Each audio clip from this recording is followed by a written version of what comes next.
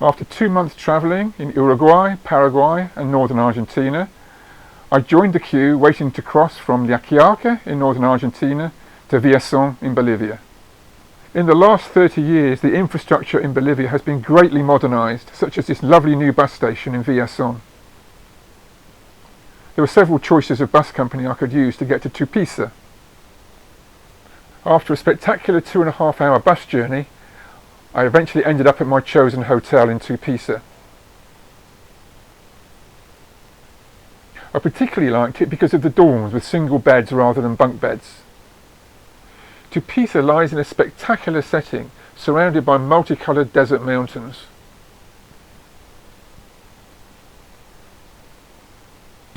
Although you wouldn't think it was desert, given the amount of rainfall that was taking place.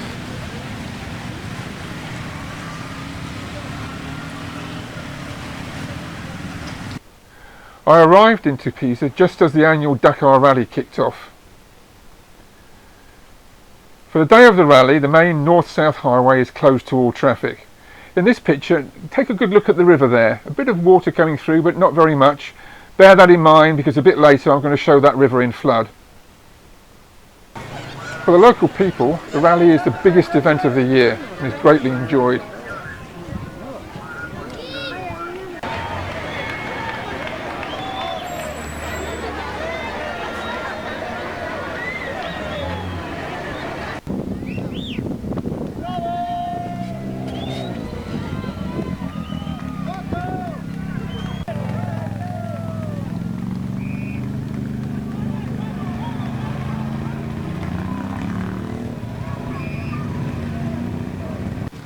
With the Dakar rally gone, I headed off next day into the nearby desert, travelling in a tuk-tuk, known locally as a torito.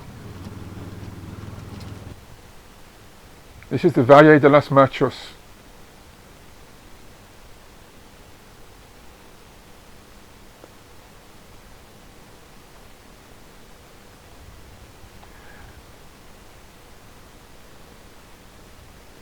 These are the Machos. Rock formation said to look like a male penis.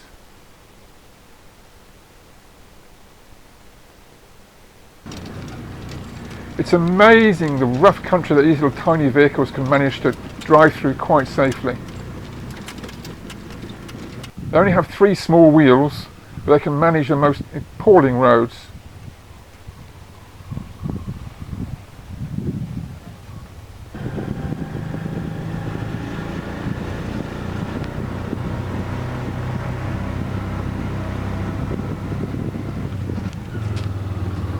On the edge of town, the rocks are extremely dry and there's no vegetation at all, not even cacti.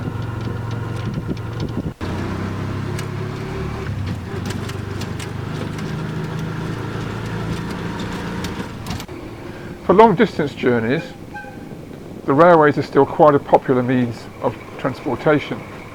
This is the train from Villazón to Uyuni, arriving late one evening, just before dark.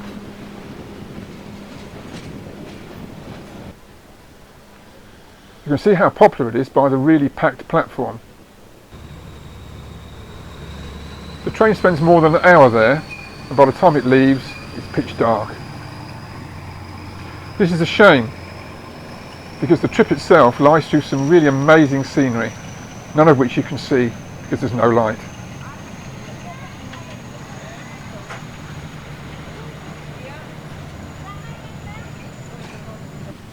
For local transport, I use the local bus. Here I'm heading towards the Quebrada de Palala with Enrique from Germany, who I met in my hostel.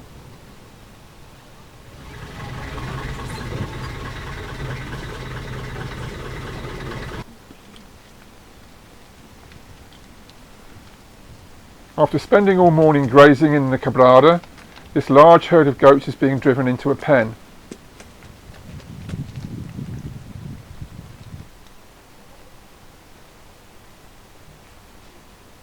This consists of thorn trees cut down and spread around to form an impenetrable barrier. And this is the house of the people who are doing the driving of the goats. Very, very basic. And typical of this part of Bolivia. Anything remotely edible has to be kept well clear of the goats.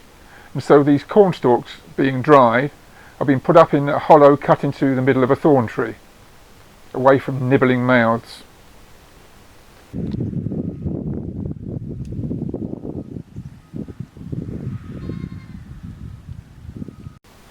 Most of the houses in this area are built of adobe bricks. Adobe is a mix of clay and straw and is dried in the sun, not kiln fired.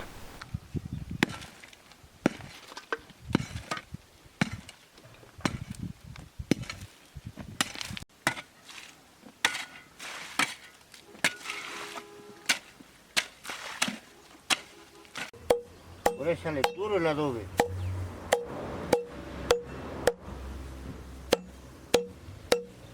Un paso.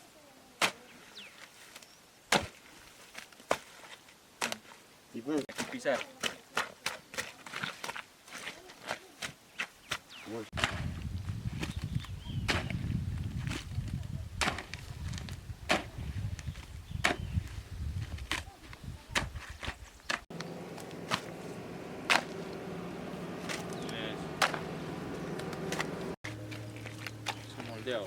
Sí, claro.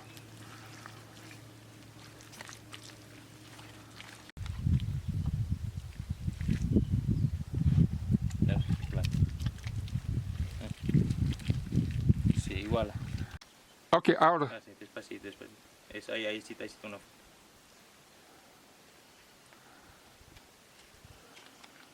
After being dried in the sun, the finished bricks are stacked and covered with straw for protection. Back to my favourite place, to the Quebrada Palala on the number 2 bus. The driver was very good at handing out change while still driving along.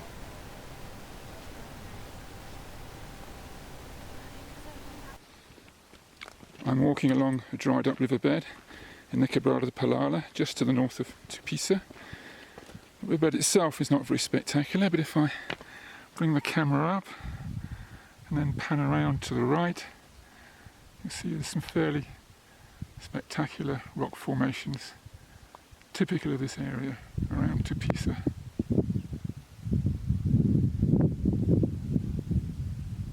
Back to the riverbed. Actually, it's not really rock, it's a form of conglomerate. These shiny pebbles mixed in with a sort of clayey material and very easily eroded, as we see here. Mid-January was a perfect time to see the large cacti with their beautiful white flowers.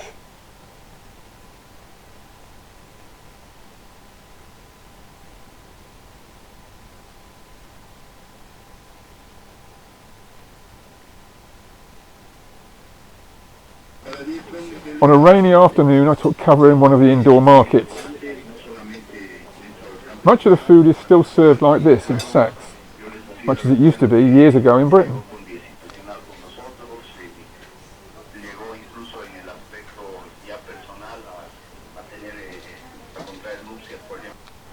A break in the rain enabled me to take a trip to the desert south of town. Very colourful, but also unfortunately, as we can see in a second, used as the local rubbish tip.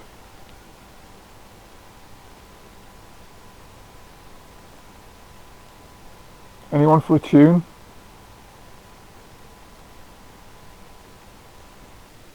We're returning now to a picture you've already seen, the river on the day of the Dakar rally, about 2 weeks earlier. But after a night of continuous rain, this is what it looked like. Dangerously high, almost flooding over its banks, and very, very fast. The problem is, there's so little vegetation on the surrounding hills that there's nothing to hold the water back, and it flows unimpeded into the valleys.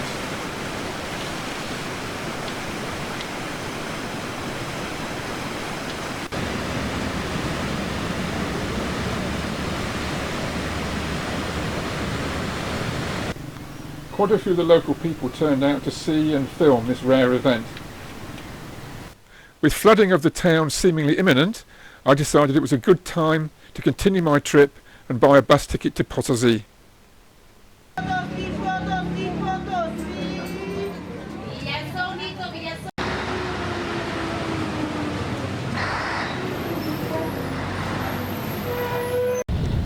Several hours after leaving Tupiza, after running through relatively warm, cactus-filled valleys, the bus climbed onto the high, desolate, rain-soaked Altiplano. Here we're climbing somewhere over 4,000 metres, 13,000 plus feet.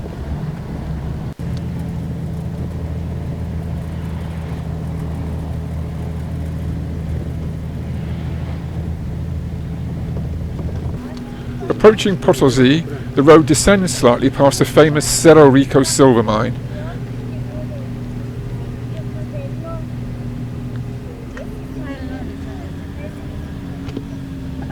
In pouring rain, I managed to find a room in a small hotel, which turned out to be the same place as I'd stayed 40 years previously on my first trip to Bolivia. Potosí is very high. In fact, it's the highest city of its size in the world, at 4,600 metres, about 13,000 feet. Despite being in the tropics, Potosí, because of its altitude, is remarkably cold, especially at night, and everybody's well wrapped up. These villagers are selling flower petals to be scattered during a festival next day.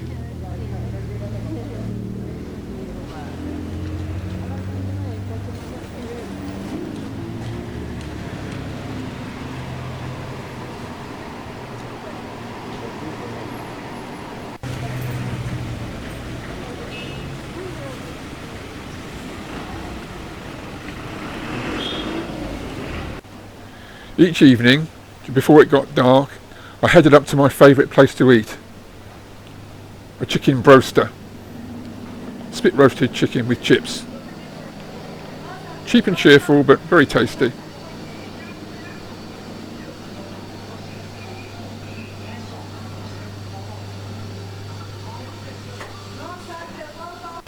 Potosí is a World Heritage Site, and this is one of its finest buildings at night, the Mint, with one of the fine old churches behind.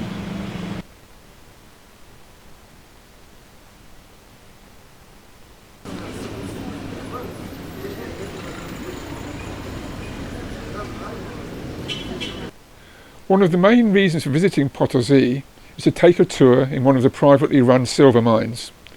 Big deal, this company is run by a former miner. So I booked, along with 2 or 3 other people, to go out next day and take a look inside Cerro Rico, the mountain that we saw earlier from the bus. Our first stop on the tour next day was at this shop, where the miners come to buy supplies, the most important of which are these coca leaves, which they chew while working in the mine. The shop also sells various special food supplies, as well as sticks of dynamite. Before heading up to the mine, we stopped at a plant where the ore is processed.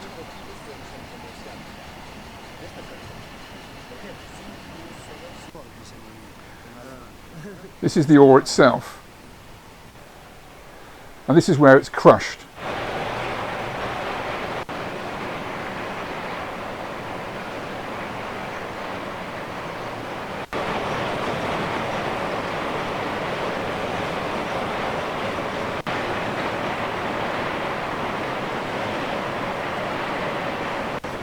After being mixed with water, this process separates the heavy particles of silver from the dross.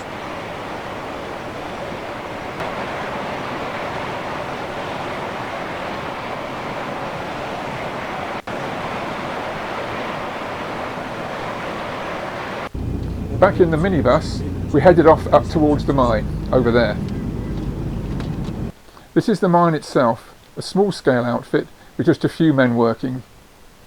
This is me wearing the protective clothing supplied by the tour company.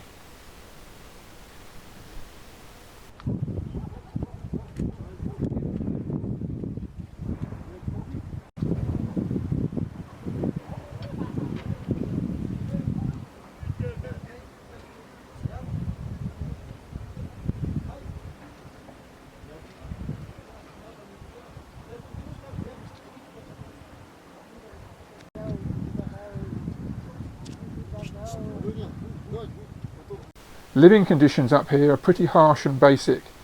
Inside there's a bed and also a kitchen. Finally, into the mine, which is a drift mine heading horizontally into the hillside.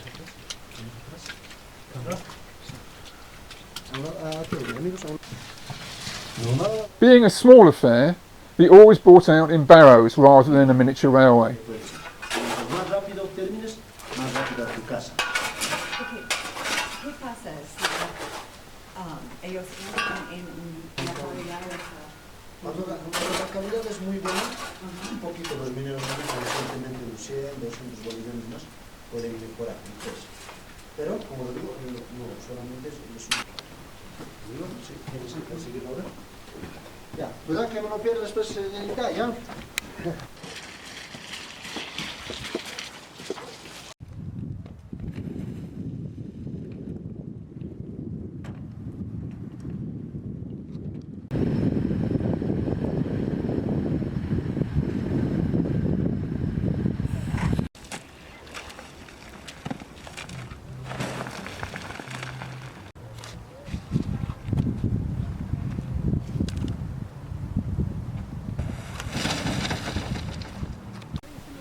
This little boy, being carried by his sister, almost certainly has only one destiny mapped out for him, to be a miner, because the mines are handed down from father to son, and this is their world.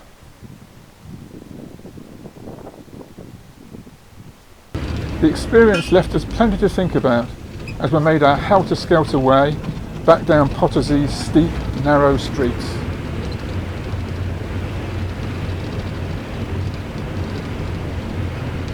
A last brief look at Potosí before heading off to Sucre.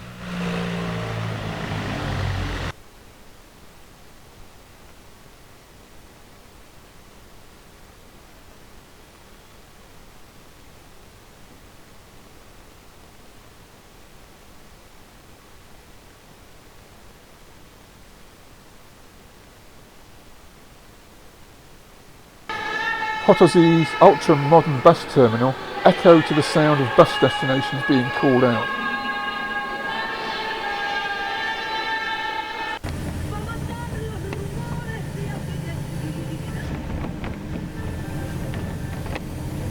The beautiful old city of Sucre is the official capital of Bolivia, although La Paz is the de facto capital. I checked into the Kultur Berlin backpacker hostel, which for 2 nights a week became a nightclub.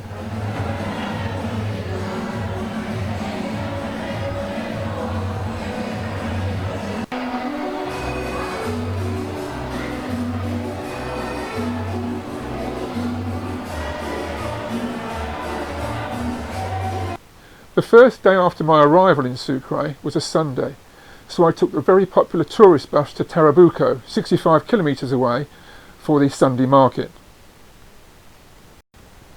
This is the church on the main square in Tarabuco. The market is a very colourful affair, and rather than talking about it, I'm going to illustrate it with a song called Sweet Juanita, which is about life in the high Andes.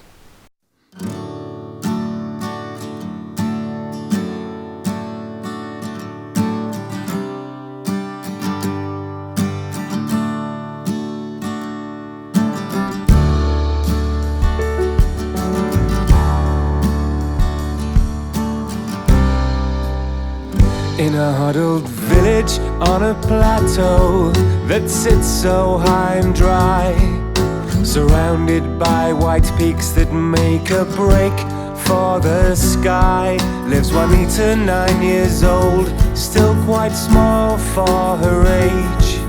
Her life is harsh and hard, her poverty is a cage.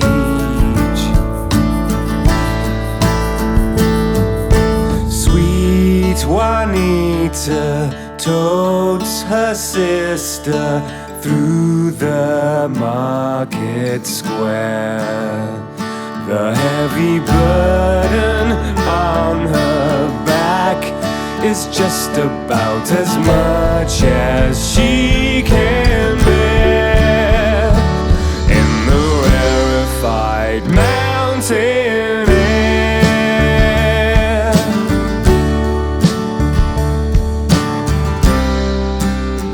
She speaks the ancient Quechua language of the Incas of her past, who built great roads and cities, built them well, built to last.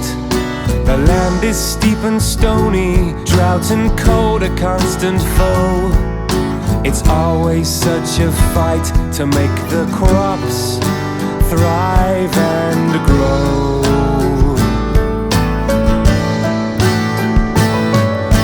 Sweet Juanita guards the flocks as they graze the sparse tough grass. Sweet Juanita follows behind across the rock-strewn mountain pass. She'll never get to know what it's like in Pass.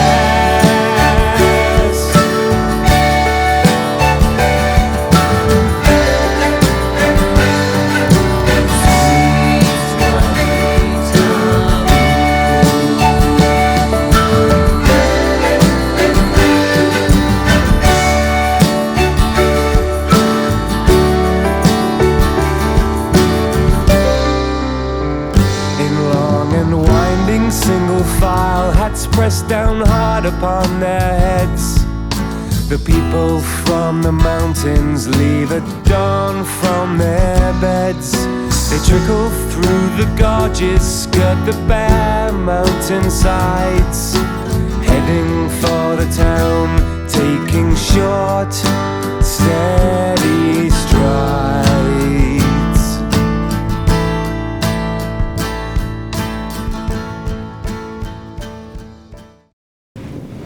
After fading out the song, we return to Sucre and the Iglesia de San Francisco by day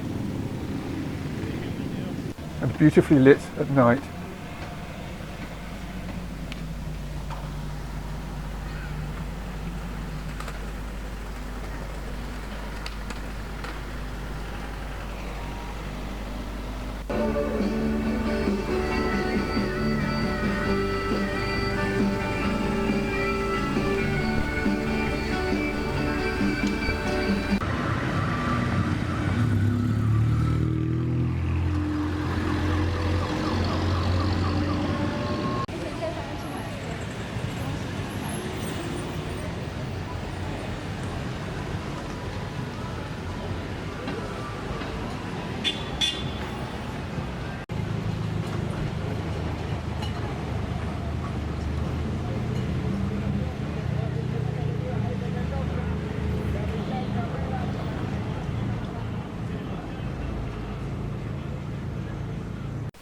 Next day, 3 of us from the hostel took a tour in the Cordillera de las Frailes. We're headed right down there. The area was rich in wild flowers, including this begonia, the calceolaria, and this plant whose name I'm not sure of.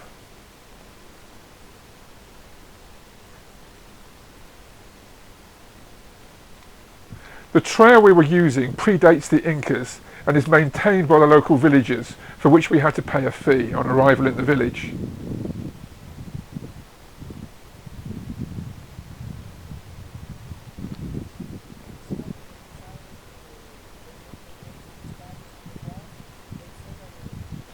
In Maragua, we visited a local weaver. This is very high quality stuff and very slow to produce.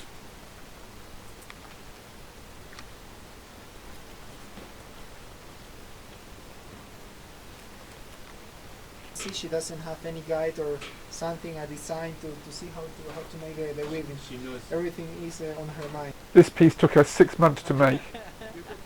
4 months. And turn it round. Turn it round to show the other face. No. That's it, black on the other side. Okay. Turn it round again. Here we have the It devil. was very expensive.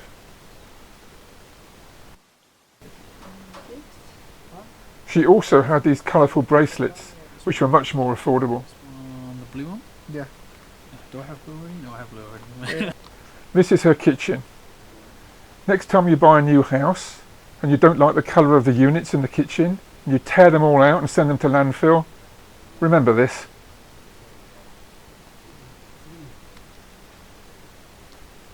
Heading upwards from Maragua, We encountered a gully in the road that even a four-wheel drive couldn't negotiate safely, so we had to repair it ourselves.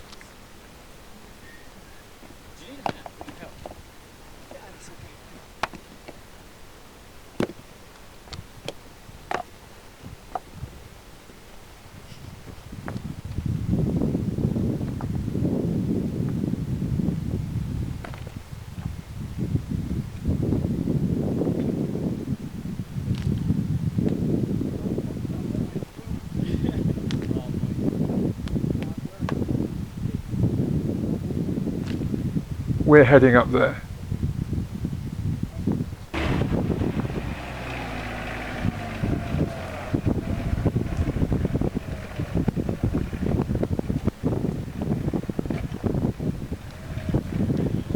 This spectacular area is full of geological formations that are natural but look uncannily man-made.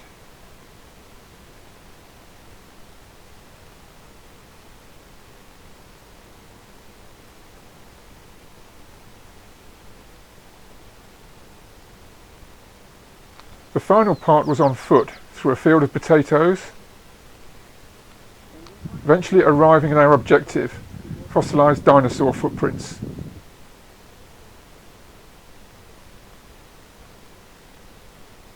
The countryside is very dry, but provides just enough grazing for a few sheep, cattle and goats.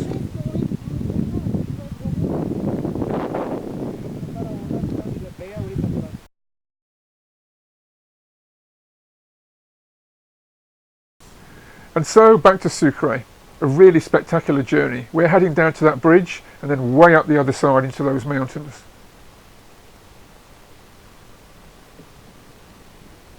At Kultur Berlin, the room rate includes a superb breakfast spread. Very healthy, lots of fruit, cereals, yogurt, strawberry jam with real strawberries. One of the best breakfasts I've ever seen.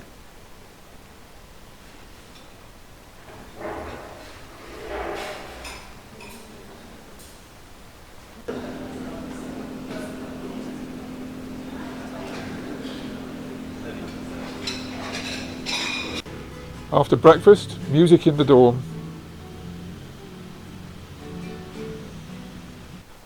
After combing her hair, Barbara from Mendoza in Argentina decided it was time for mate.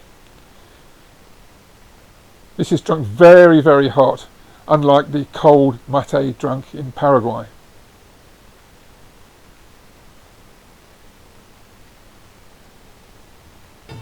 In Bolivia, protest marches are part of the fabric of society. This one involves all kinds of things.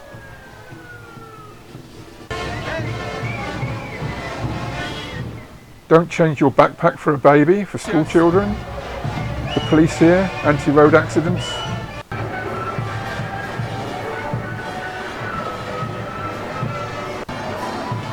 Anti-alcohol and drugs.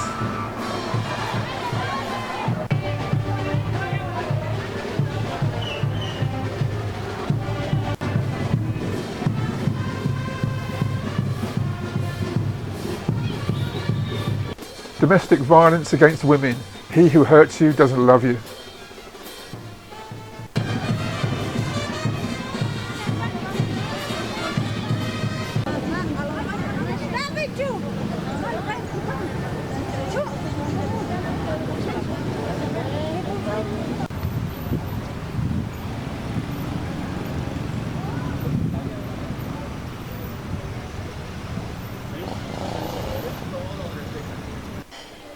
After watching the procession, it was time for a cheap lunch at my favourite place, a Commodore over the main market.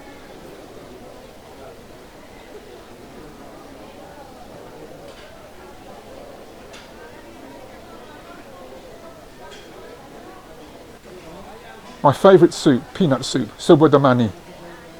In the market itself, there was a big display of medicinal plants.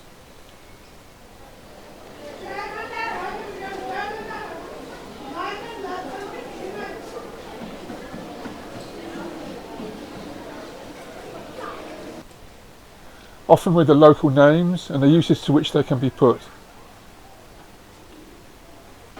Highly decorated cakes are very popular in Bolivia and can often be bought on the street slice by slice.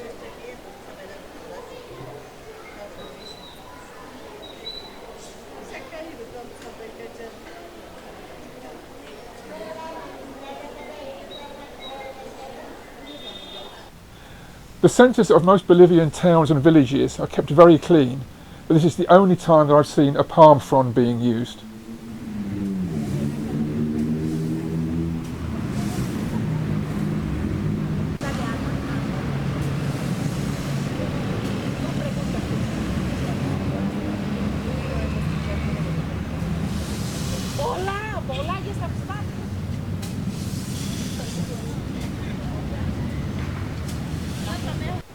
In Sucre, as in much of South America, shoeshine boys are still a common sight.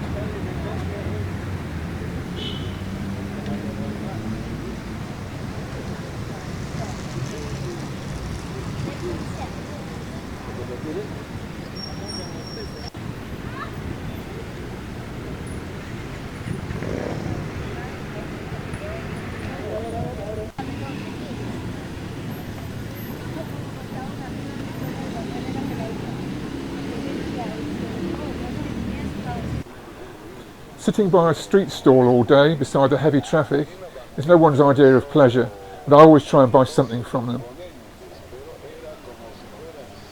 There were various activities I hadn't managed to film on my day trip to Tarabuco, so I went back, but this time I stayed for a few days. This is the view over the rooftops from my hotel roof.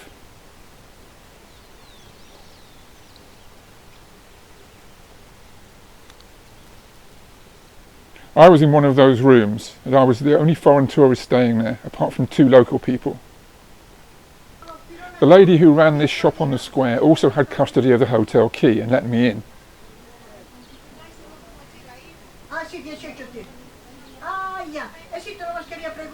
One of the main activities I wanted to film was a spinning of yarn from raw wool. This often takes place on the street while waiting for a bus.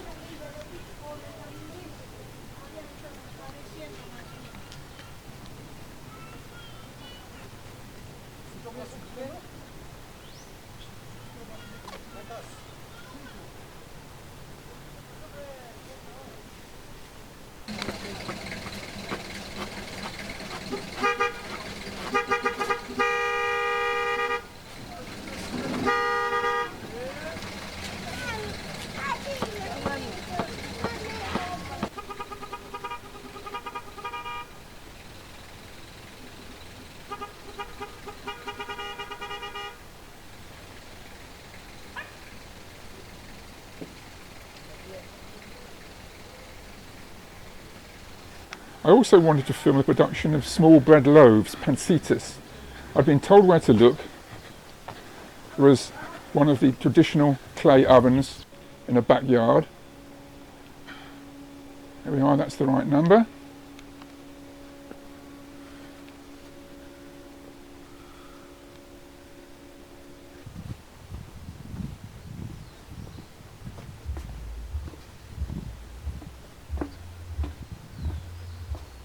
And there's the oven with the fire already lit.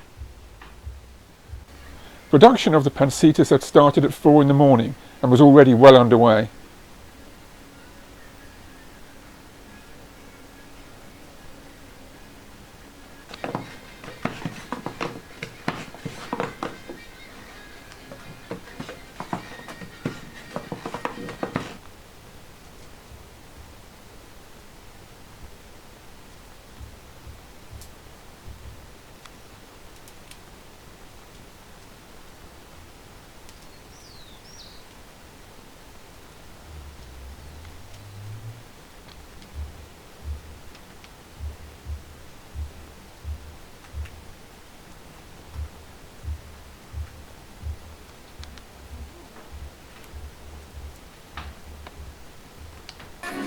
Here they're filling cheese empanadas, a kind of small pasty.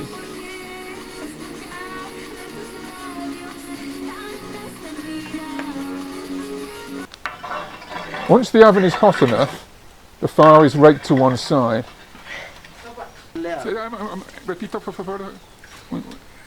the floor of the oven is thoroughly cleaned with this brush.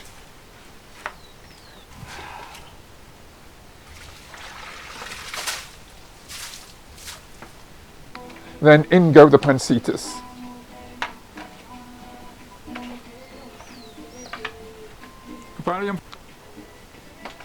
¿De qué parte de Europa es? de Inglaterra. Sí. He estado muchas veces en América del Sur, todos los países.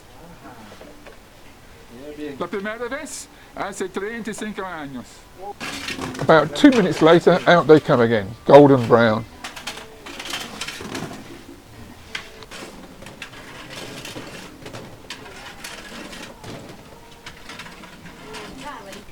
Not far from the bakery, I encountered these two young girls spinning as they walked down the street.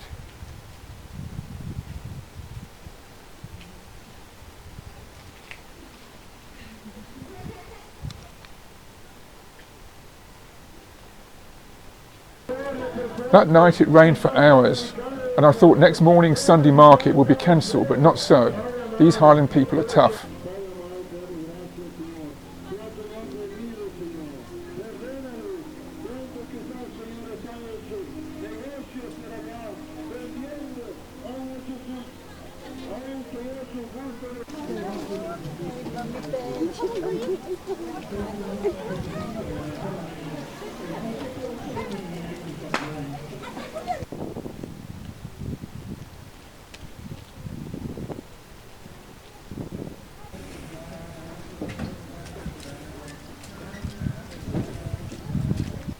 While the women wear their traditional colourful clothing all the time, the men only do so on a Sunday. The language being spoken all around me is not Spanish but Quechua, the language of the Incas. More than 2 million people in Bolivia speak Quechua. Many of them don't speak anything else.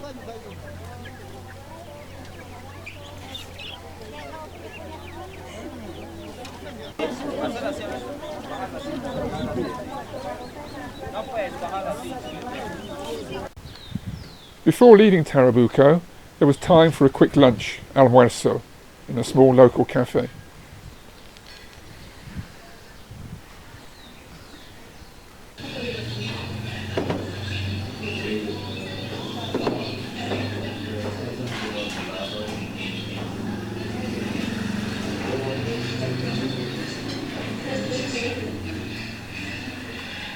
On the way back to Sucre, we had to stop several times for landslides to be cleared, caused by the overnight rain.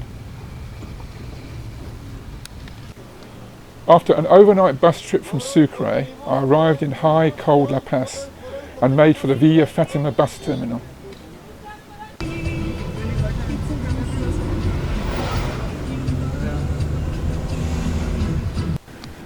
The road passes through the bleak Altiplano.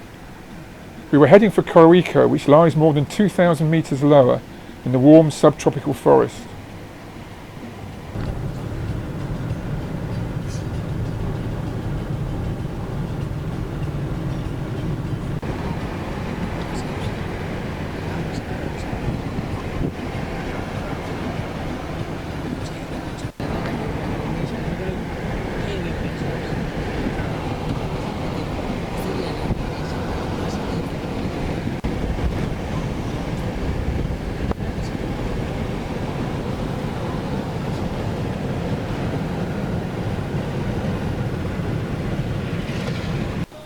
Compared with La Paz, Coroico has a very agreeable climate, pleasantly warm, never too hot, never too cold.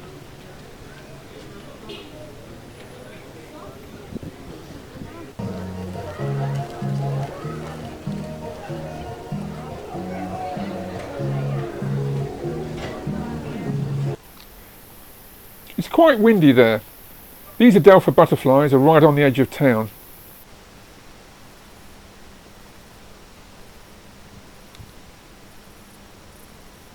And so were these grasshoppers. The yellow markings are a form of warning coloration, which indicates to any potential enemy that this particular grasshopper tastes extremely unpleasant and it would be very unwise to try and eat it.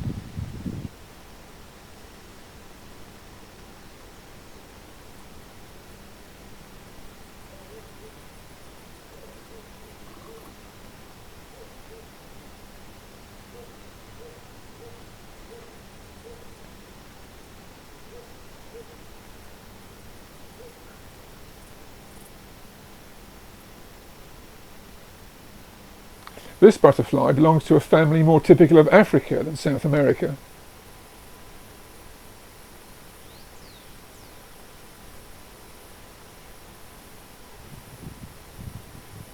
This small butterfly is a perfect example of a false head mimic. The real head is on the right, the false head is on the left.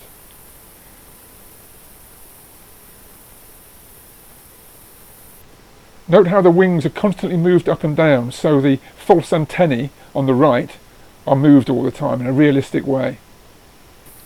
The false head is designed to attract the thrusting beak of an attacking bird, leaving the butterfly to fly off safely. The flowers in my hotel garden attracted a variety of butterflies. These are passion flower butterflies.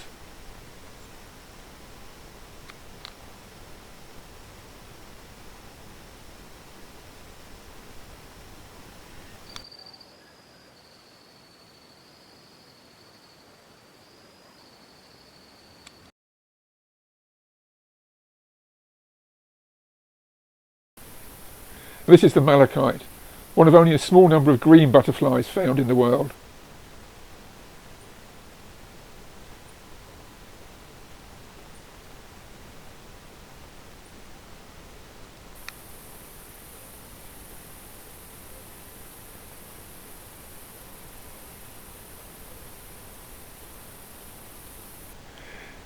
This day-flying moth mimics a kind of wasp. What looks like a sting at the back is just a harmless projection of the body.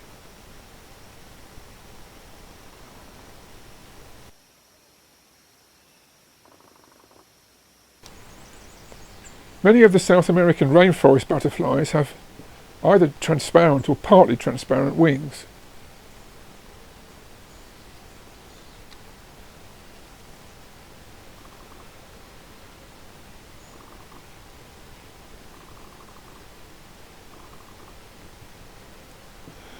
While on the search for insects in the forest around my hotel, I spotted what looked at first glance like a dead leaf.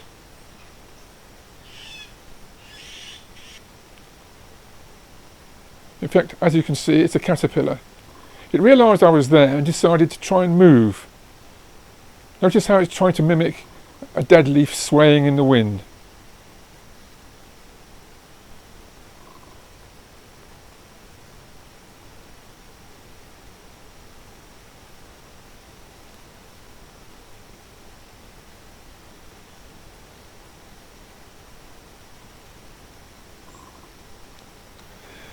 Males of several species of semi-transparent butterflies had congregated on some plants that I'd crushed underfoot.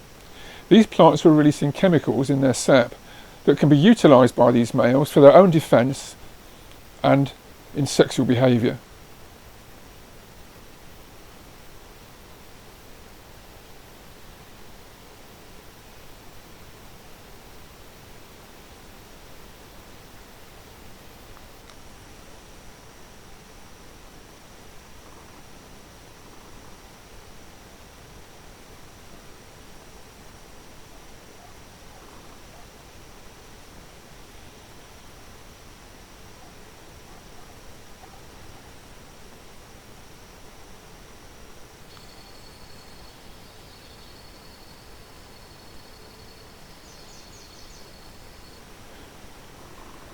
Also attracted, for the same reason, were two species of brightly coloured, chemically protected, day-flying moths.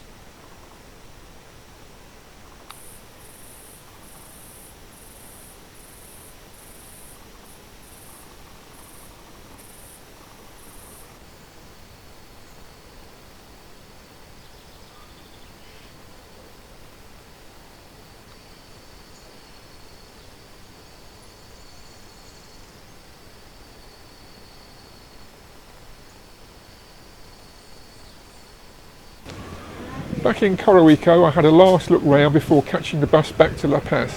This is a typical traditional shop.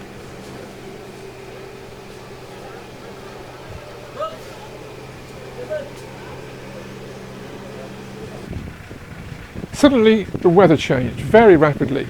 Clouds swirled in from the other side of the valley. The view was obliterated within a few seconds.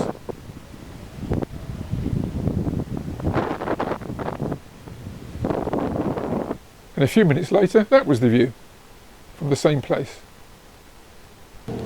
Before dropping down into La Paz, the road cuts up through the La Cumbre Pass, at 4,725 metres, around about 15,200 feet.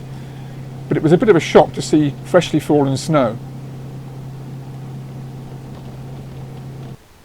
La Paz never really gets warm, which is not surprising. It lies at an altitude of 3,636 metres, about 11,800 feet. I checked into the very popular Wild Rover backpacker hostel.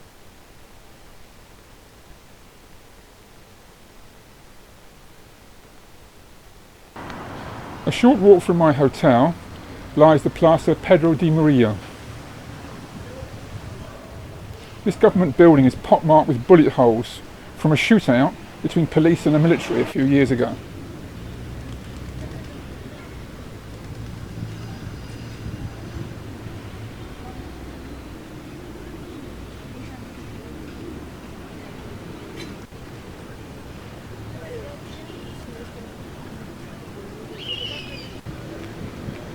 Pigeons are as popular here as they are in parks all over the world.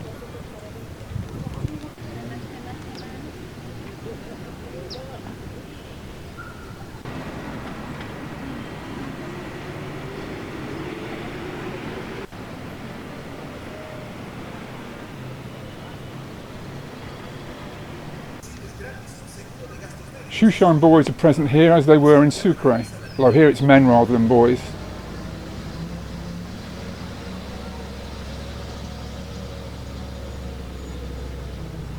Mass transit systems in many cities usually involve an underground metro or a tram system, but here in La Paz they use a cable car. We're now going to take a trip on it, up to El Alto and back again, accompanied by one of my songs, Great Big Sad City.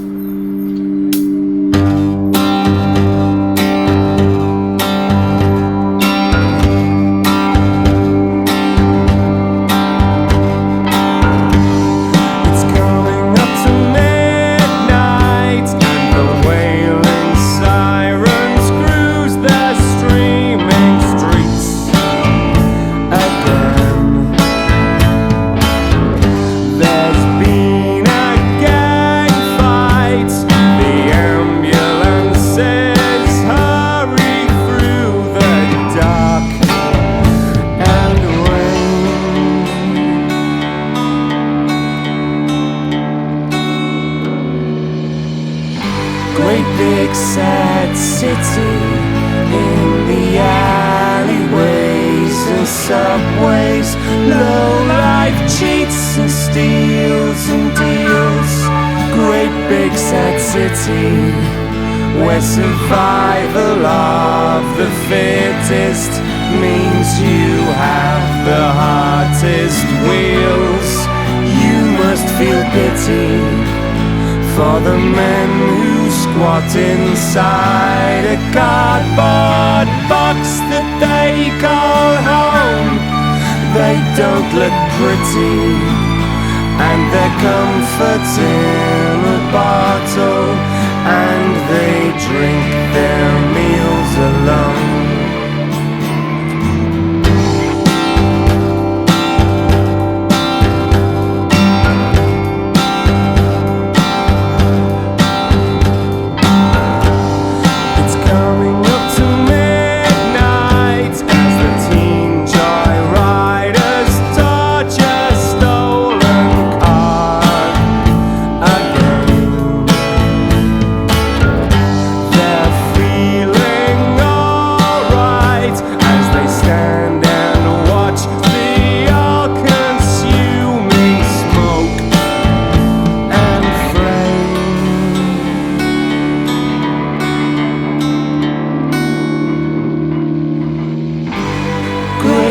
Sad city where the junkies stab themselves with dirty needles, couldn't care. Great big sad city, thugs will beat you to a pulp if you so much as dare to stare. They feel no pity as they put the boots in, just because they feel away tonight that couldn't care less if you bleed to death. They have no sense of what is right. After my trip in the cable car, I went straight up to the airport at Alto, heading for Bogotá in Colombia on the next part of my trip. The airline I was looking for initially was Amazonas, taking me down to Santa Cruz, still in Bolivia. From there I would take Copa to Panama City and then back to Bogotá, the cheapest routing I could find. I was amazed that an obviously very poor woman was being allowed to sell candy bars to people in the check-in queues. It says much for the generosity of the airline staff that they allowed her to do this.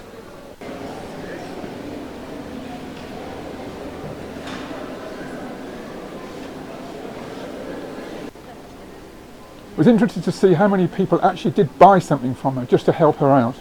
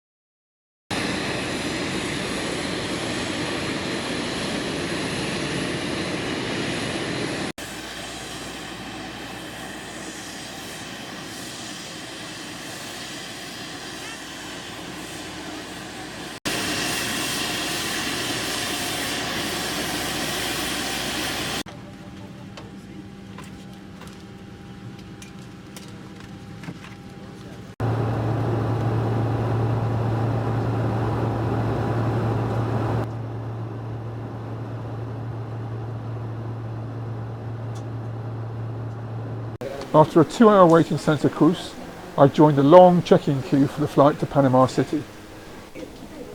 Once in Panama, all I had to do was find my gate. I already had a boarding pass.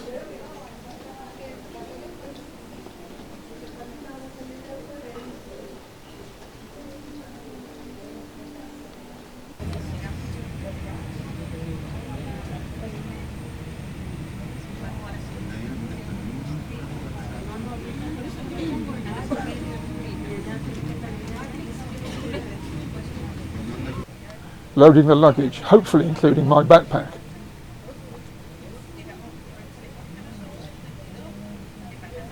And so to Bogotá for a 2-month stay in Colombia.